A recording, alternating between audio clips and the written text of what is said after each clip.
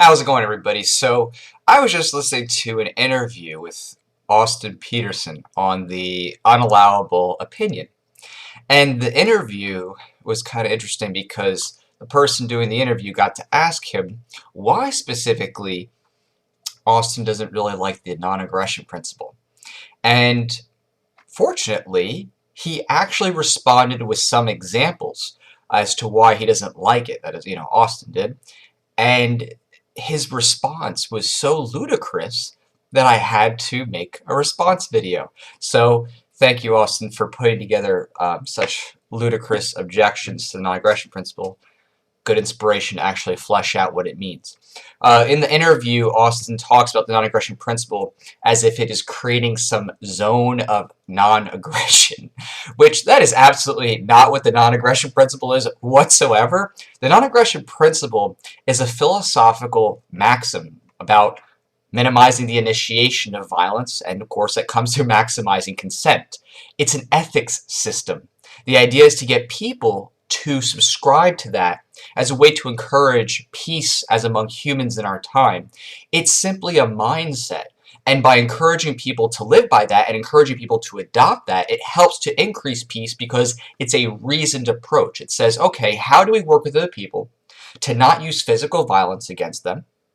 Hitting, stabbing, murdering, as more obvious ways. But there could be smaller stuff too, as far as physical property goes. So how do we avoid those types of violences? And that comes in line with the question of how do you increase consent? Because there's a difference between someone who is a boxer and choosing to hit somebody, right, in a ring.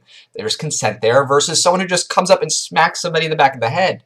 So the idea of the non-aggression principle is to help say, okay, how do we focus on consent to maximize it so there's a minimization of the initiation of violence? And that's something that can be really fleshed out in the market-based systems for thinking about how to increase the accuracy of consent and minimize the initiation of violence, whether it's against the body or against private property.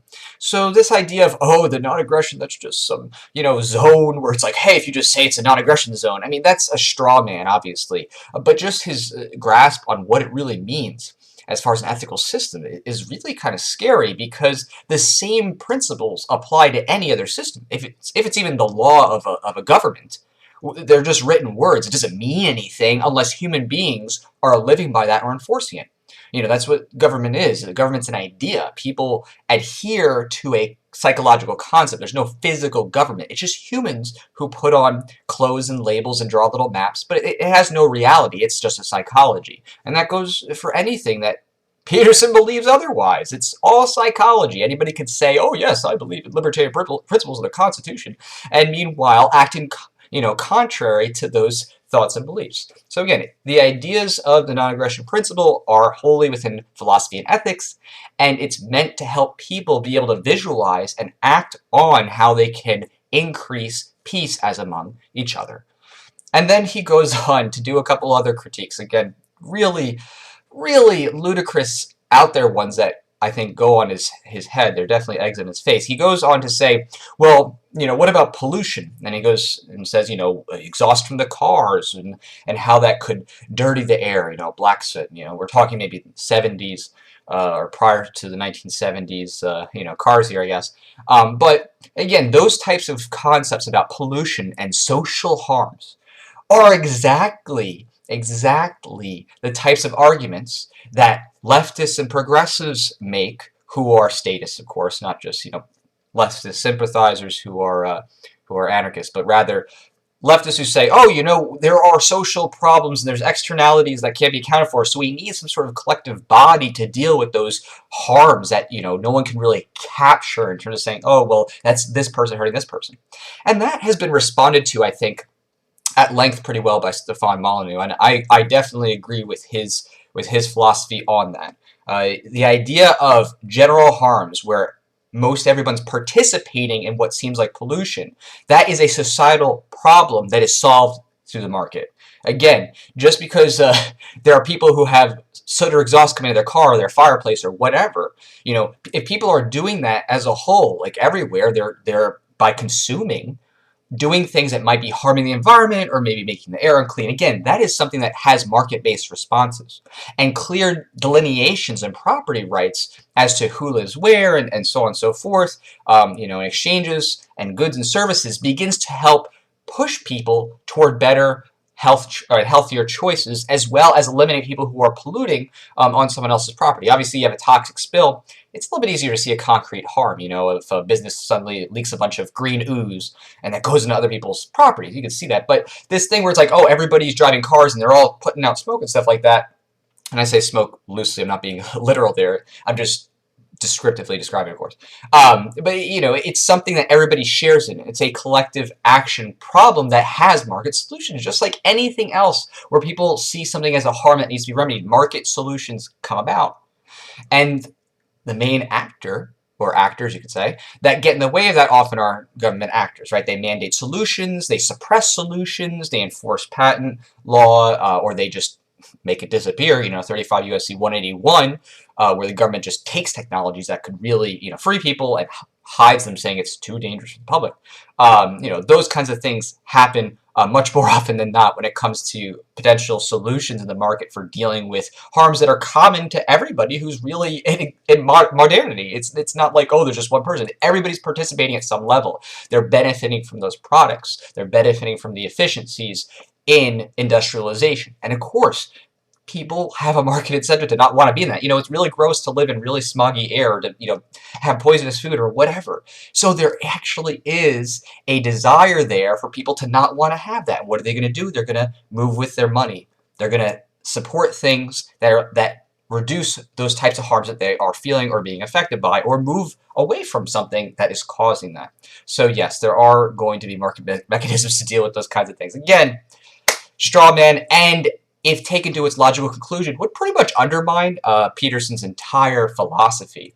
Because if you're going to say, oh, well, non-aggression principle can't deal with collective action problems like pollution, then what else couldn't you apply that to with things that, could be general harms that only a governing body could really deal with? You really lose a lot of your individualist views and critiques that you could have as a libertarian if you start saying, and going down that path of, well, if there's a big enough potential harm, maybe that people see as being some collective action problem, and it's not just like one person, then the government has to intervene in some way.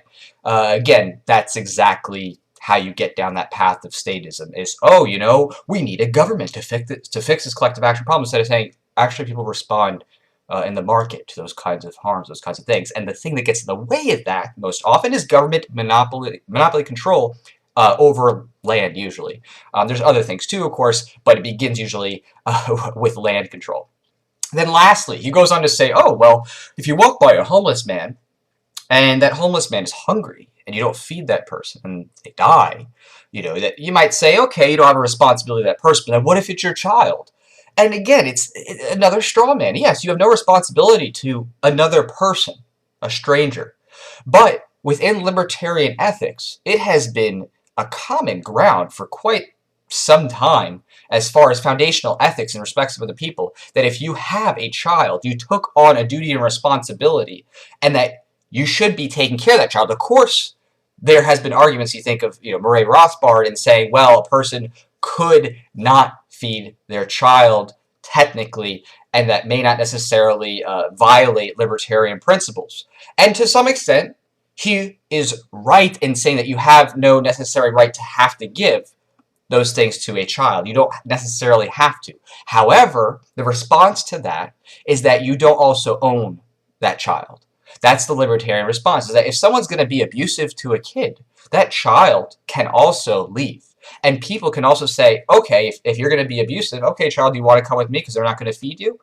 That is the response. It's more freedom, not more scrutiny from some sort of mandatory automatic authority ruling body. That's how those rights are respected. It's maximizing consent, minimizing the initiation of violence. Okay, parents want to be abusive or do something to a kid, well, that child can also leave.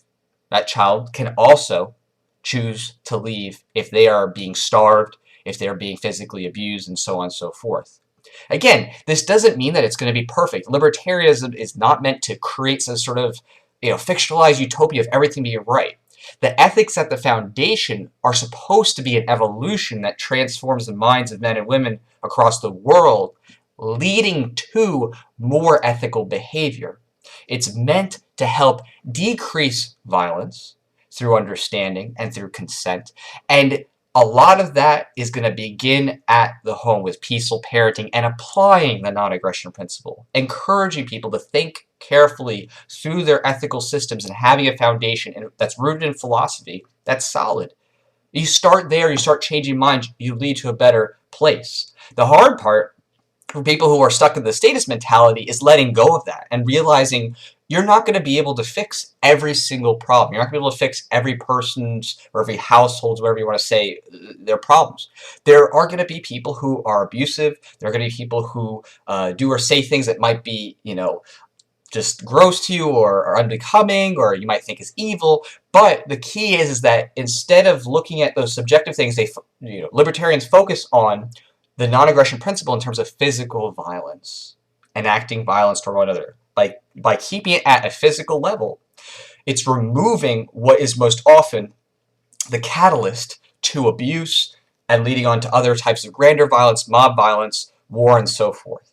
If you say, oh, okay, we're not going to do the whole physical violence thing, we're not to that by escalating the physical violence. We're going to look for ways in the market to maximize consent. That type of mentality is what changes the world. And if you reject that, you reject the opportunity to actually have an ethical evolution that changes the landscape for everybody in terms of more measurable peace as among people. Physical peace. Doesn't mean that everybody's views or stuff like that are going to somehow be progressive or change to some special idealized way of some select people. It's just, hey, are there less people who are using physical violence against each other? Are there fewer people who are initiating aggression through hitting, through stealing, through battery, through any grander types of violence? If you start to think about government types of violence, drone bombs, and so on and so forth. But that's the key: is how do you minimize the initiation of violence? And you usually do that through the maximization of consent. It's a two-pronged system. And that's what the non-aggression principle embodies. And Petersen rejects that or misunderstands it or whatever you want to say to his own detriment. His philosophy is on shaky ground, and it is certainly untenable in the long run. Absolutely untenable in the long run. You reject those principles that are necessary to instilling a type of solid foundation for the next generation in terms of thinking through their own ethics. You reject that, you're going to lose the ability for the next generation to ethically evolve.